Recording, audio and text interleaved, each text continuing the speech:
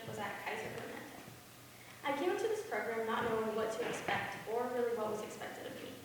And of course, with my luck, my first day was in surgery. Most of my knowledge about the medical field prior to the preceptorship program was based off of Grey's Anatomy and The Good Doctor, which is why I expected the OR to be very serious, quiet, and disciplined. I imagined that the surgeon would be in charge, and everyone would just obey what the surgeon had to say.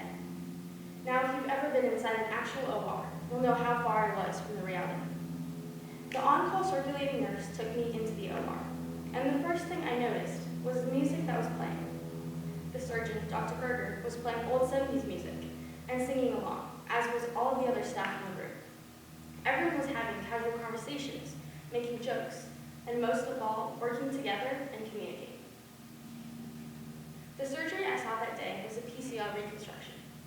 PCL means posterior cruciate ligament, as you can see behind me. It's a ligament that sits behind and crosses the ACL.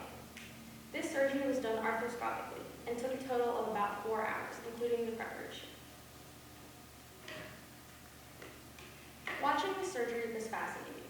Every surgeon, every anesthesiologist, every nurse, every assistant, and every technician was in sync with each other. As Spotify's legendary playlist was playing, I realized that in a way, surgery and healthcare is like music. If everyone is in sync, rather than creating a beautiful symphony, it would just be a bunch of off-key noises. To reconstruct the PCL, the surgeon uses a graft, which is either cadaver tissue or tissue from the patient. In this case, the patient wanted cadaver tissue. While the medical assistant prepared the graft, the anesthesiologist sedated the patient, and the nurses prepared the tools and instruments that would be necessary during the surgery. Each person in the operating room knew what they had to do and how to do it. Once the surgery began, the OR was very chaotic, but efficient. Dr. Berger began placing the scopes into the patient's knee. The scrub nurses and medical assistants were by his side with the tools that were needed. The anesthesiologist watched the patient's vitals, and the circulating nurse kept an eye on the fluids. As the surgery went on, Dr. Berger placed the grafts and screws, as the assistant held the scope in place.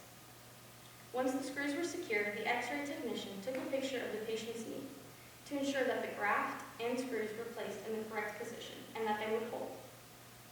After the surgery was done, the assistant used sutures to close the patient's wounds, and the surgeon reviewed the chart and documented the details and complications from the surgery. The nurses sanitized and cleaned the OR for the next patient, and the anesthesiologist checked the patient's vitals and reported the amount of sedatives used. Each person in that operating room had their own jobs to complete, but those tasks were done in complete sync with each other. Each person, each task, each instrument created a beautiful symphony that eventually resulted in the best care that a patient could receive.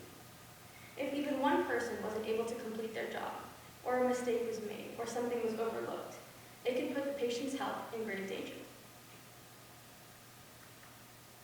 I used to think that medicine was about how much you could do, how much you knew. After being able to see this orthopedic surgery, I know that medicine now is all about communication and collaboration.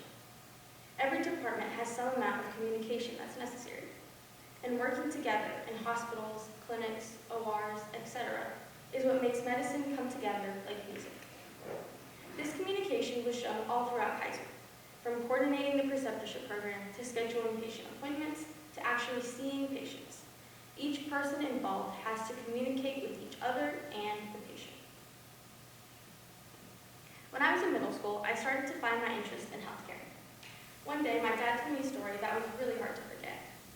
One of his distant relatives in India had torn their rotator cuff, and surgery was needed to repair it. Keep in mind, most of the hospitals in India are not as sanitary or organized as they are here in the US. The patient went in for surgery, and everything went as expected, besides for one mistake. As the nurses were cleaning the surgical tools, they realized that a screw was missing. It wasn't in the OR, it wasn't in any of the toolboxes, the screw was nowhere to be found. The surgeon requested an X-ray technician to take a picture of the patient's shoulder as a last-ditch effort for the screw, to find the screw. The surgeon looked at the image, and there it was, a loose, 4-inch screw in the patient's shoulder, rubbing against his bones, tendons, and ligaments. Thankfully, they were able to go back in and remove the screw.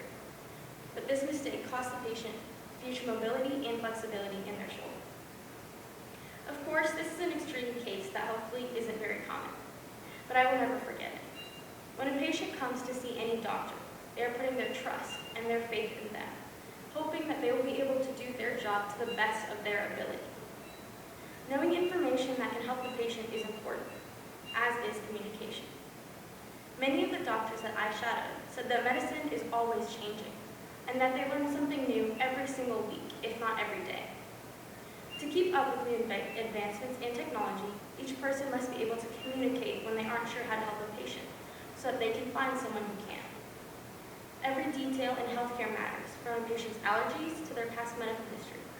And if any of those details are not communicated properly, the patient's health could be in danger. Medicine overall comes together like music, with each department and each staff member in sync, to create the best healthcare experience possible for each and every patient.